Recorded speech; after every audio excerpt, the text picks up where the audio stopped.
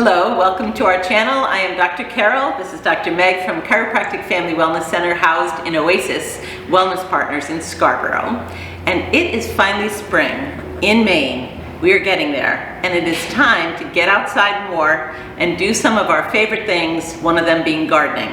So we have some tips and tools that you can use to stay safe, stay healthy, and make sure that you really appreciate what you do because you're going to look at it from a healthy, strong body.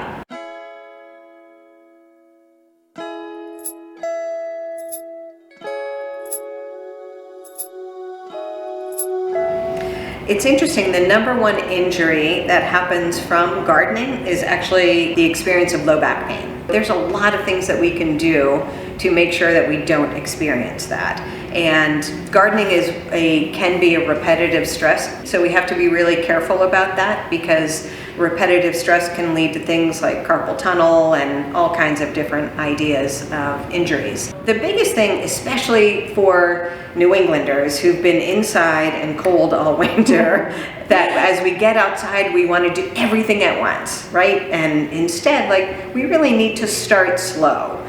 Don't clean out every single garden bed that you have. Just start with one and ease your body into that kind of movement again. That's a really critical approach to take in terms of when we get outside and garden again. We want to make sure that you change positions often. I know for myself, when I get really engaged in gardening, I tend to just stay in the same position for an hour and a half. And then I stand up and I'm like, oh, I can really feel it in my body. And it's much better if you change positions every 20 minutes. Don't stay locked in one spot and one posture and one position for too long, because that's going to be a stress on your systems. Have it in your head that every 15 to 20 minutes you're going to change your position, your posture, move to a different part of the garden, make yourself get up and move around and stretch. The idea about that is the reverse image. So if you've been bending forward, which is a lot of what we do, if you haven't been down on your knees, but you've been literally hinging from your hips and stretching out the lower part of the leg or the upper part of the leg and the hamstring, you want to think about, okay, what have I been doing for the last 20 minutes? Like Dr. Meg said, let's think about the opposite posture. And in that posture, don't go from one direct into the other, but make it a breath posture where you're literally going into a stretching posture to do the reverse. So just keep thinking about, where have I been? If I've been overhead and stretching up high, maybe I should hang in a rag doll. If I've been way over far into a flex position, maybe I should break up into a gentle cobra. So those kind of ideas in terms of reverse of what you've done is what we think is the best idea during those times. Definitely. Making sure you have proper footwear. Oftentimes I'm like, I'm just going outside for a little bit. I have my slippers on. And that's not the best footwear to use.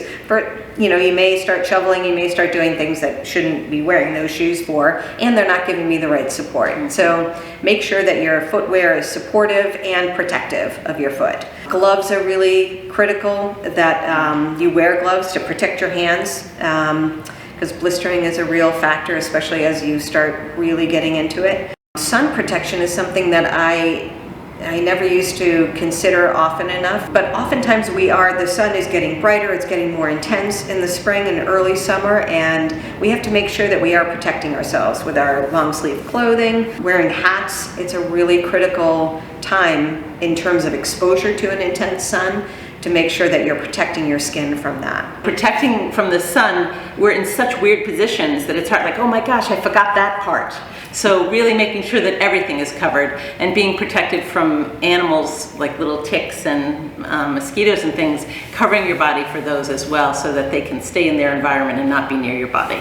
Really important. Using the right tool, that's a really interesting idea for me, and I've learned it from experience, but also just through learning about it too. What's recommended is that when you put your thumb and your forefinger together, that diameter that's created, that is the diameter of the tool that you should be using for gardening. So if your shovel is not this diameter, the handle of it, then you need to find a smaller one or a bigger one, depending on how big that is for you. And that's and also the length of the handle length itself. There's a few shovels that we've inherited from my father-in-law, and the handles are really long and they do not work for me at all. And my husband bought me this little one.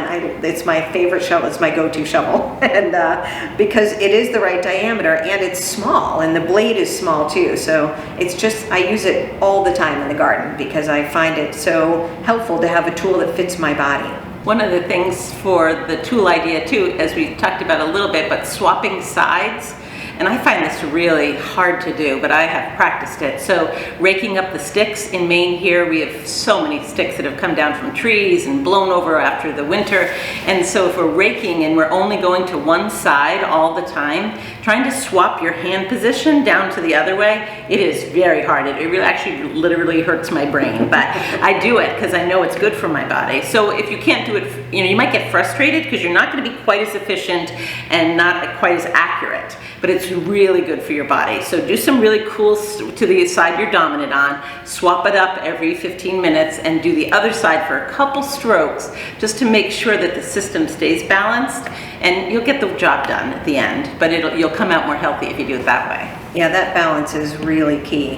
Also, making sure that you're staying hydrated. Bring a water bottle out with you. Make sure that you're hydrating every time you stand up to stretch and move and change position. Make sure that you are also taking some water in because it's very easy to get dehydrated very quickly. These are just some helpful ideas to help you garden effectively and make sure that you get into the gardening season and not injure yourself. And also knowing that when you're doing your yoga, getting your massage, getting your chiropractic adjustments, all of those things are going to also help you be your most adaptable and be able to perform and sustain that performance at your highest level.